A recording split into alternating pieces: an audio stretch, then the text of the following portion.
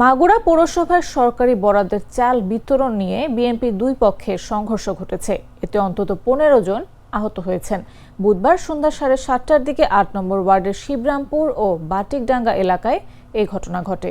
এ সময় ওয়ার্ড বিএনপির অফিস ভাঙচুর করা হয়। ঘটনার পর পুলিশ ও সেনা সদস্যরা এসে পরিস্থিতি নিয়ন্ত্রণে আনেন।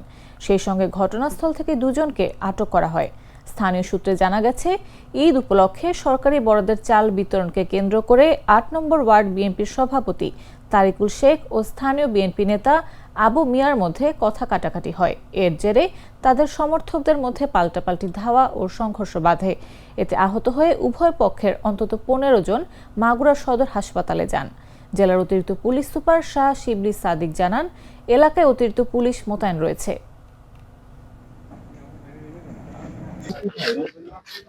হ্যাঁ, এখানে আপনারা জানেন যে সন্ধ্যার পরে একটি দুটি পক্ষের মাঝে ধাওয়া পাল্টা দেওয়া হয়েছে।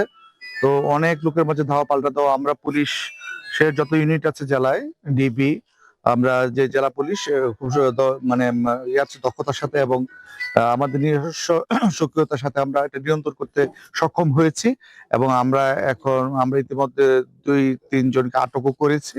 আমরা পরবর্তীতে আইনগত পরিস্থিতি চাচ্ছি।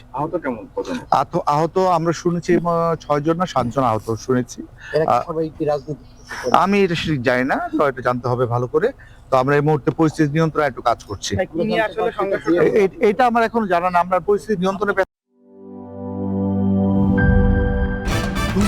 ভয় পাস না, এটা কসমিক ডোর। শব্দের আরেক নাম কসমিক ডোর। এর ওয়াল থিকনেস ও রিপ থিকনেস বেশি থাকায় এটাকে 50 বছরেরও বেশি। কসমিক ডোর, নিশ্চিন্তে 50 বছর।